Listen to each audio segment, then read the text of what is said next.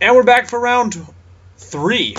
Just to clear up a little bit of confusion, guys, we were playing a for-fun match against Gathering Magic since it was going to be our bye round. So it's kind of a foregone conclusion that we were going to get the win. However, we lost, which is funny.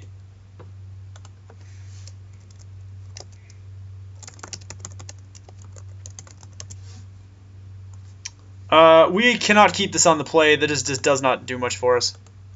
Maybe that's risky. This is a lot better on the play, and we will keep it. We had no action there. We've got 2-drop, 3-drop, 4-drop Force Away. Feeling pretty good about that, I think.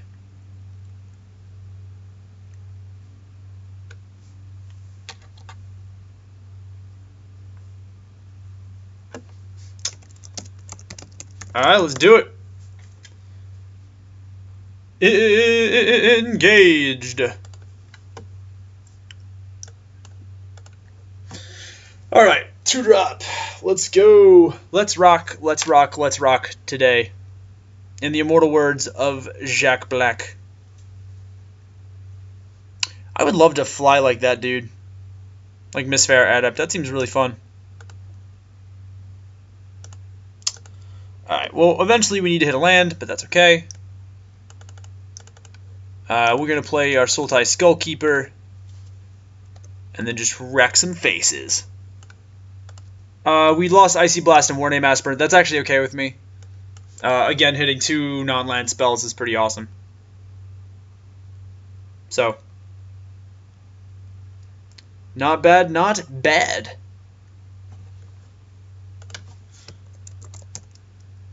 Dun dun dun! He's like, oh no, not an Icy Blast. Icy Blast is a lot worse in our deck than the other stuff.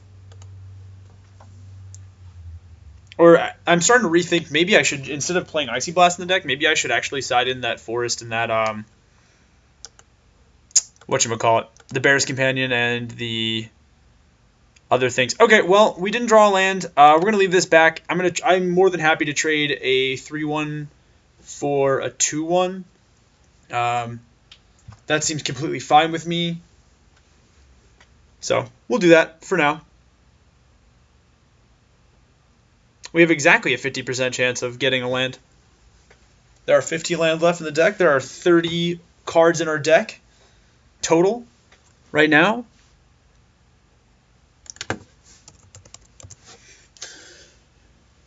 So that's the math right there, folks.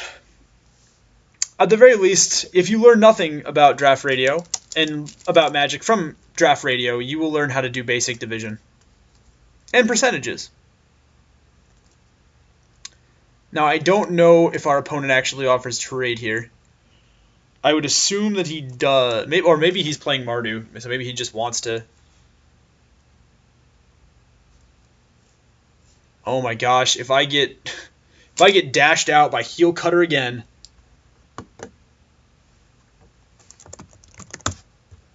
Response. So we're going to use Force Away to to shunt Wandering Champion from whence it came. I think that's okay. I think we're alright with that. Because this means that our opponent has no plays. Our opponent just basically wastes their 3rd turn. Which, well, that's good. Alright. Now we just need to get the lands. I would like to purchase a Stocks. Well, that is awesome. And we will have to pass. We're not out of the woods yet. Monastery Flock will let us buy some time and maybe get our engine a-running.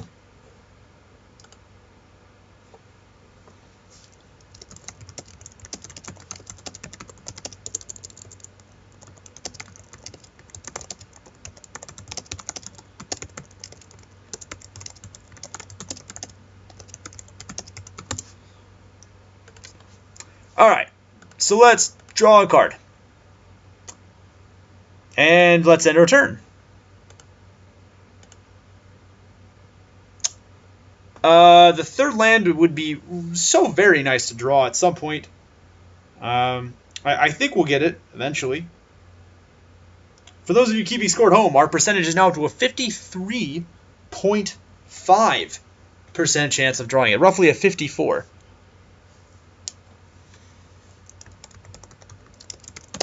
Am I playing Magic by myself? Yes, Loman, you are playing solitaire, just with prettier pictures at this point. I mean, I have stuff in my hand. You guys see it. Jimma sees it wherever Jimma is. Jimma, for those of you at home, is a young child that Brendan and I decided to create, sort of on a whim. We pretended that I have a 6-year-old fan. No, this is a great dash on his part, because this means that he can get the loot off if he really wants to. The fact that he has Heel Cutter in hand means that I am pretty much dead.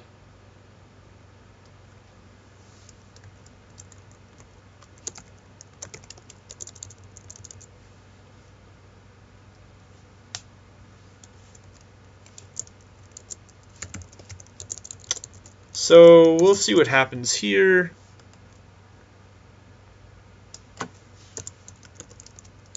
Why is my caps lock on?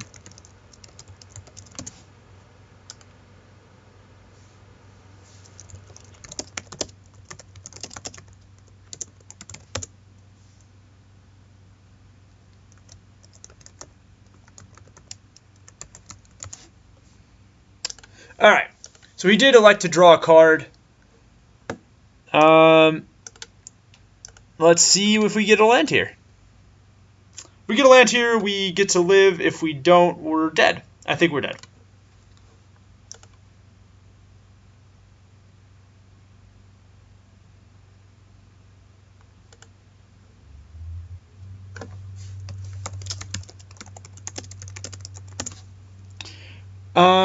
Well, sometimes this happens, and that's okay.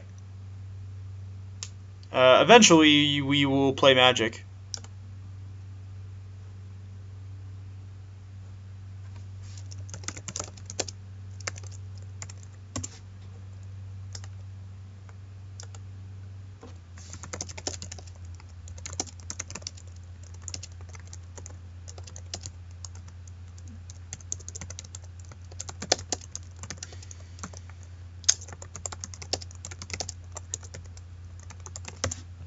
Alright.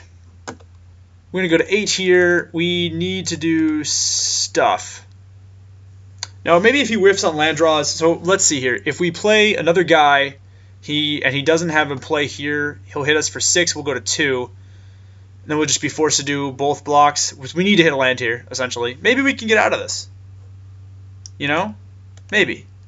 Just maybe.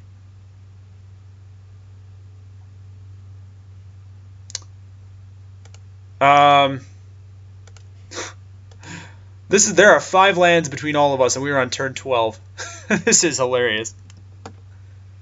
The most low-scoring hand of Magic. Alright. So our opponent is a 22. Heel Cutter is back in his hand. Now we need to draw a card. Land. Alright. Good game.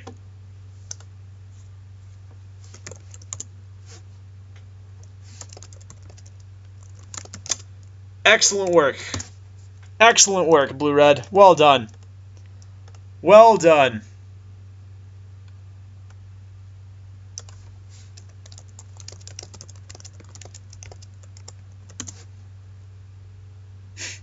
Me sideboard now. That's funny. Is there anything even is anything even worth sideboarding in against our opponent? I don't think so. He's got Sandblast. He's got Throttle.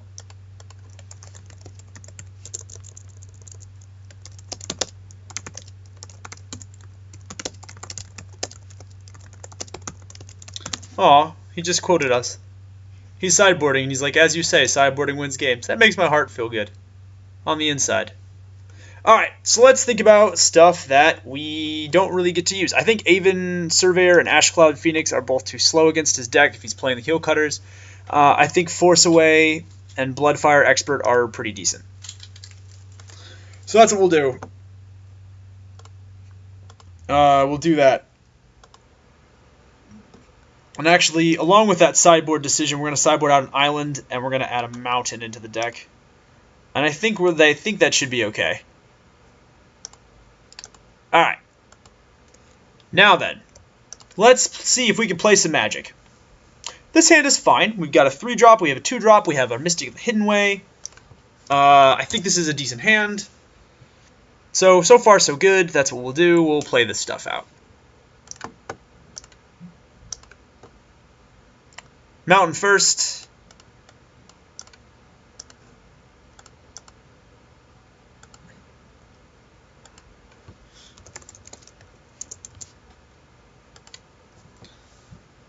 And we'll see what happens. Alright, so we did draw another mountain. I'm not going to run out my 2-drop. I actually really like Sultai Skullkeeper.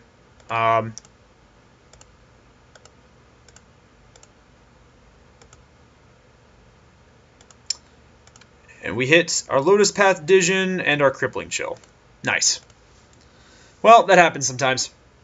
Sometimes you hit spells off this guy. I mean, we just have to get a board presence going on. It would have been awesome to hit 2 lands there. That would have been sweet. But, c'est la vie. That's French for such is life, in case anyone was wondering. I'm going to play this Bloodfire Expert out rather than make a morph. And here's my reasoning for it. I will not be unmorphing Mystic of the Hidden Way till turn 5 or 4 anyway. I would rather have something explosive that I don't mind trading, which would be Bloodfire Expert. I would also, because Bloodfire Expert encourages our opponent to block, and it looks like our opponent is playing an aggressive Mardu deck with Heel Cutters, which means that actually attacking is the best way to beat Heel Cutter. And this is a good attacker. Especially if we get like a spell of some sort, like if we get our Force away, that'd be good. If we don't get our Force away, it's whatever. Monastery Flock is fine too, certainly, but I want to encourage our opponent to be like, whoa, I have to chill on my attacks because he's going to be pegging me for at least 3 every turn from Bloodfire Expert. So that's why we're doing it that way. Now again, it all depends on what our opponent plays here. As Machiavelli was fond of saying that you adjust your strategy to your circumstances. Grim Horospex, huh? That's a sweet card. Wow, that's really cool. I like that a lot. Alright, we hit a land. Seems fine.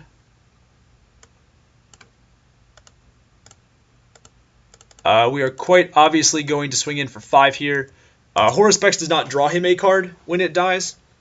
Horospex only draws cards when other creatures die. That's important to note. Alright. And now I'm going to play... I'm going to play Monastery Flock. If he wants to swing in with Horospex, I'm fine trading it. Plus next turn I can just hardcast Mystic for all that it's worth. If I truly want to do that. And I probably will to keep my mana as efficient as possible. I hope that he swings in with Horospex. I would love nothing more in my life than to trade Monastery Flock for Horospex. Also, when this stuff happens, he did show us Throttle and Sandblast, by the way. Happy to play Swiftwater Cliffs here, pre-combat, to get some value. And then we're just gonna crash in for 7.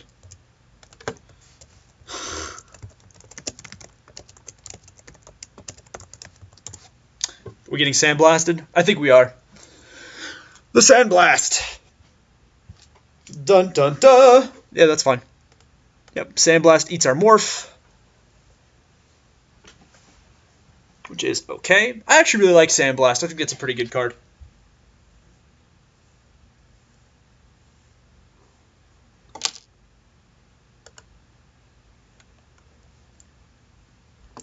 And he just takes the damage. Now, this does leave us a little overexposed if our opponent has End Hostilities or Crux of Fate. But if he doesn't have End Hostilities or Crux of Fate, I think we're okay. Mystic of the Hidden Way is going to be pretty backbreaking here against our opponent, I think. Sandblast is good. Sandblast is very good.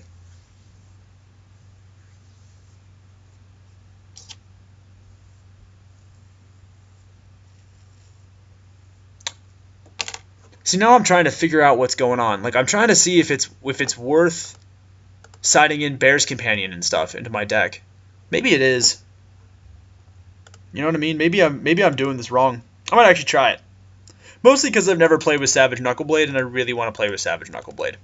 So the draw of Mystic of the Hidden Way changes things. Originally, I wasn't sure if I wanted to attack or not with everybody. Now, I just attack him with Mystic for 3. Unblockable. Damage. This doesn't give him any good blocks. That way, and then I can just simply play another Morph card, which is, unbeknownst to our opponent, another Mystic of the Hidden Way. And then we'll get out of here. Hopefully we'll actually win this. I'm really trying hard to figure out what's going on. Now that I know that he has the Sandstep Outcast, though, I probably will side out Bloodfire Expert for something different. I actually might side in Bear's Companion. Debilitating Injury, obviously killing my Mystic of the Hidden Way. Yep, that seems fine. We still have another Mystic of the Hidden Way, though.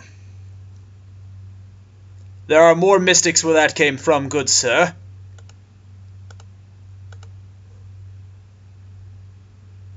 And we have come out of the gate swinging. Dun dun dun! 2-turn clock.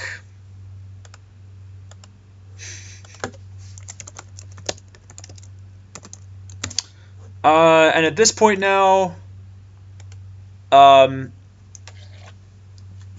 Icy Blast kills him too, at this point. Yeah, Icy Blast does it. Alright, cool. So our opponent is actually dead. Alright, cool. We are going to do this.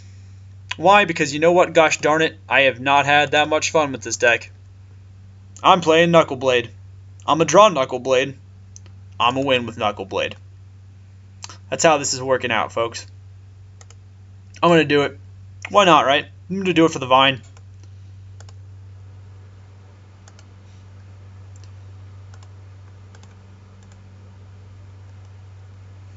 Do it for the Vine. Yeah, this is fine. We got 2/2 drops, Force Away. Eventually, War Name Aspirant might go out here. We have a 3-drop, 2, a 4-drop. I will keep this hand. We're on the draw as well, which makes this a little bit more competitive than it would normally be.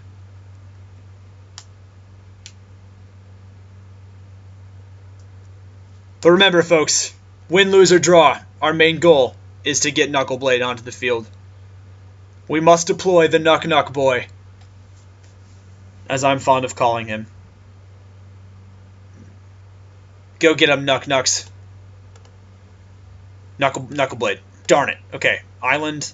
Island's not terrible. I mean, it does mean that we do get to deploy Thousand Winds at some point as a morph. And every land gets us one step closer to Dijon. I guess you do have to take paths to get, or take steps to get on a path. And him not having a 2-drop is awesome for us. Knuckleblade. Another island. Alright, well, we got an islands. We're good. We can play Lotus Path Dijon, or Jin. If you're... he only has 3 2-drops. Oof, that seems risky business.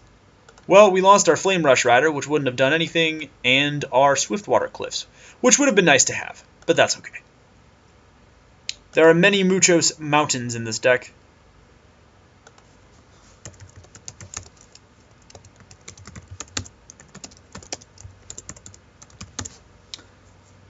I really like the art on this card, too. And the flavor text is actually cool. I miss the days when Magic used to, like, give us bits of culture. Like, beyond, like, oh, I'm Zergo Helm Smasher. Watch me just swing my giant orcishness around and murder people. He does that quite a bit. But, like, this is cool. Like, the idea that, like, they use archers to pick off their people, and then Skullkeepers come down to, like, deploy and get all their information. I like that. I think that's kind of a cool thing. We drew our mountain, which is awesome. That means our War Name Aspirant is alive.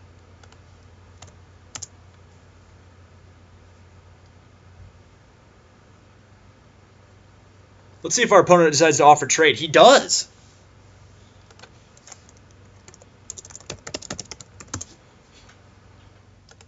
The trade is good. Shoot them good looks. So my brother and I made up a gibberish language at one point. I'm actually going to play Warname Aspirant. Here, I'm not going to be able to swing very effectively with 1,000 Winds. I want to be able to leave 1,000 Winds up so I can use its ability. But man, Warname Aspirant's going to kill just about anything. It kills pretty much every 4-drop in the format. Like Summit Prowler, Unyielding Krumar, some other stuff. But as I was saying, my brother and I made up our own language, and one of the things that he likes to say is, if you shoot me the good looks, I will shoot you the Saskatoons.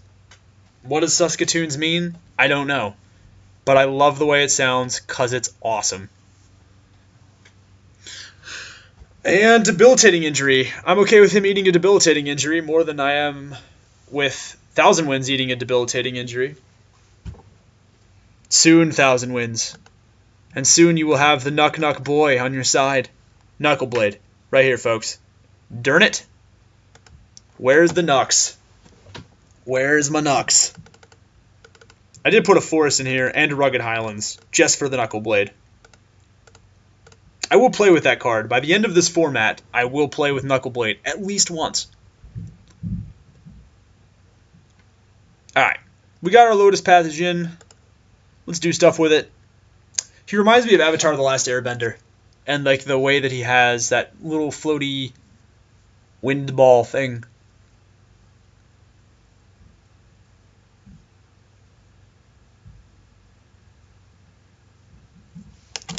Alright. And there's no turn 4 play? 4 play. Skidoo. Dun-dun-dun. Yeah. Alright. Let's do Write or See the Unwritten or Write into Being. Sorry, there's all these cards that are like, see this, do this, look at that. What do we do? Let's look top. Riverwheel Aerialists. These guys can be played face down. I like that. And then, if it's a forest, it's not. It's a mountain, which means it's going right to the bottom of the deck.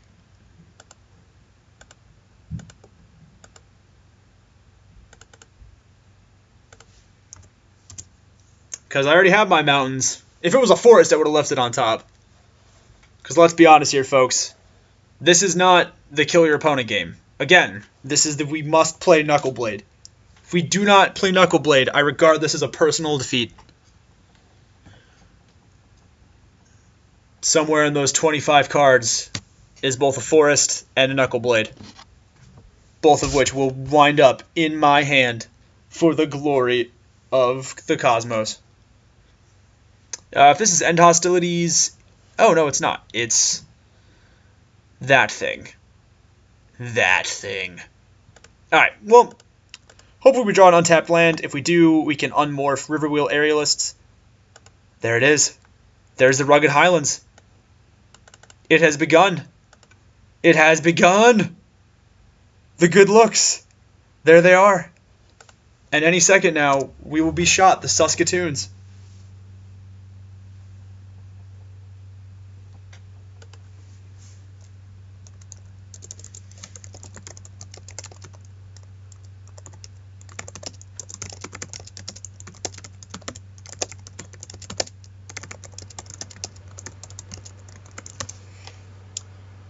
He's taking note that there is our green source. He's not wrong. I'm going to play 1,000 Winds. There's no sense not playing it out. Soon. Soon, my beautiful, beautiful, beautiful Nuck boy. I'm so excited. Happy Feet Wombo combo. Where's the Knuckleblade?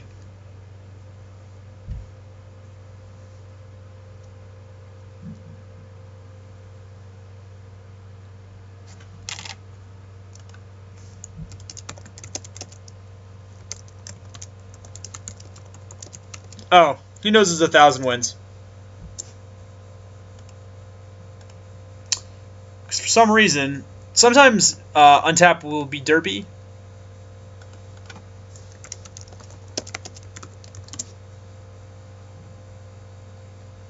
And will show your opponent your morphs. it does take away a little bit from the competitive value of it, but on the other hand, we're drafting for free. So, now if he doesn't see it for free, I'm going to play a shell game. I'm going to start flipping him around.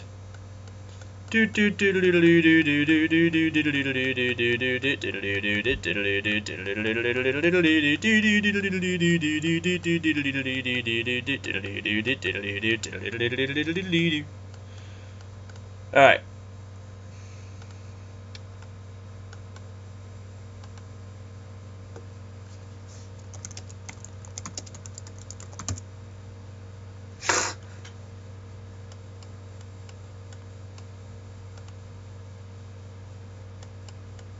Alright. For those of you keeping score at home, folks, we're doing ourselves a little bit of a shell game.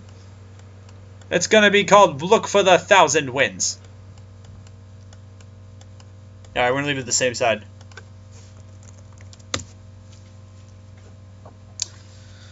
Little does he know that it's not the 1,000 wins that he has to fear. We have a 1 in 24 chance of drawing Savage Knuckleblade.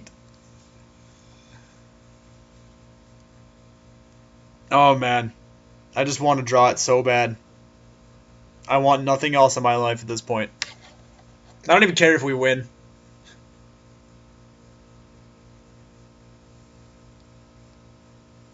It's like Jurassic Park. Like, I was spending so much time thinking that if I could, I should have started wondering whether or not I should.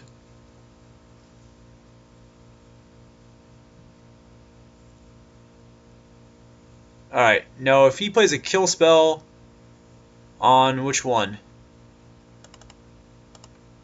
This is why we left up 2 mana, by the way, folks. We wanted to make sure we had Force Away.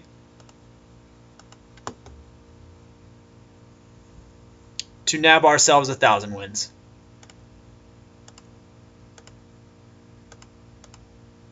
Zoom. Yoink.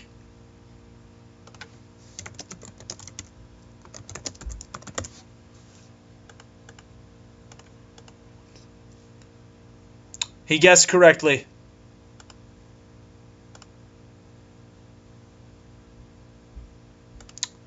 There you go.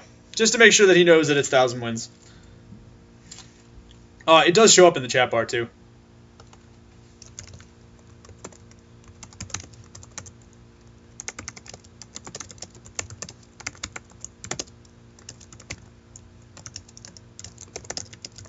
I have no idea how one throttles a tornado. Like, it has no discernible throat. But I guess, what do I know? Nothing. I'm just a man. A man looking for his Savage Knuckleblade.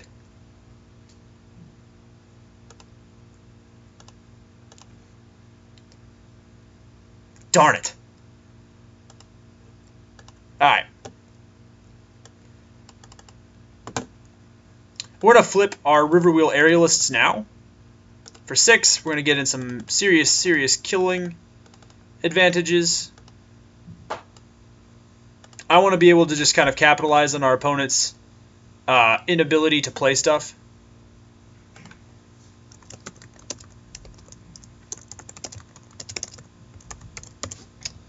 Also, I kind of do want to get incidental value out of this Force Away. Mostly because I need to use it to dig for the Savage Knuckleblade. Oh man, the derptastic quest for the derptastic love between one man and his Yeti. Although in all honesty, that's like not at all the most strategic play that I could have made or should have made. Because if he kills Riverwheel Aerialists, I'm really behind on board. For not much stuff. But let's be honest here, I'm doing this for the fun. I'm doing this for the lols. That's the thing, I haven't had fun with cons. Like, I've had fun with the other sets. Like in Theros, it was like, how big can we make one Charging Badger before it's like actually not irrelevant and a playable card. Yeah, or like you could do the fun stuff like Yisan the Wandering Bard was cool in M15. Like I had fun there. I don't know. I haven't had fun with cons. I'm trying to make cons fun. I have not had fun with cons. there are some I guess you could say there's some pros and some cons to the set. We're going to swing 6. I'm really glad our opponent didn't have a kill spell.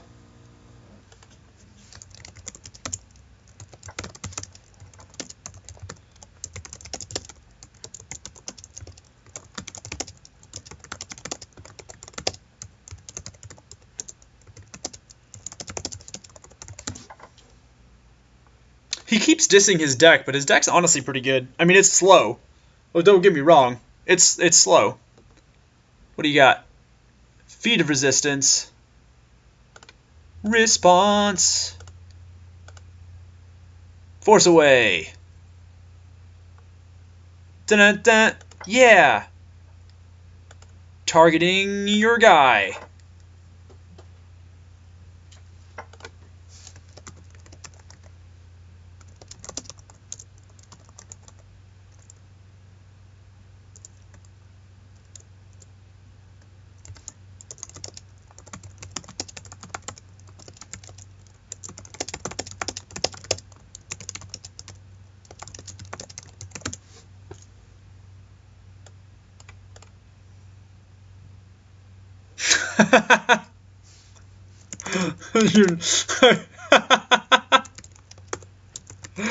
Oh, for those of you who can't read the commentary there, that he was sure that by Feat of Resistance, even if it didn't get on the stack, it still managed to allow him to avoid it. And I was like, well, technically Force Away resolves first, and he goes, your face resolves first.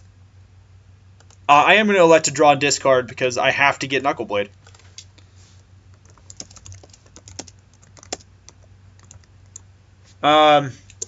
And I think I'm just going to resolve Wind Scout here.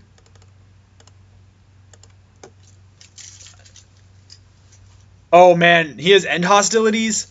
Yikes. That's probably why his deck made it this far. End Hostilities wins. End Hostilities is a brutal beating. I love that card. Although, what is it? The highest win percentage cards in Cons of Tarkir were, what? Dune Blast and Flying Crane Technique? Yeah. Those are the two that have the highest win percentages. No! No, we can't win without Knuckleblade. Alright, where is he? Where is he?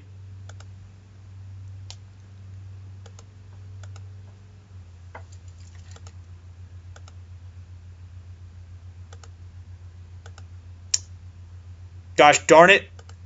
You beautiful Yeti.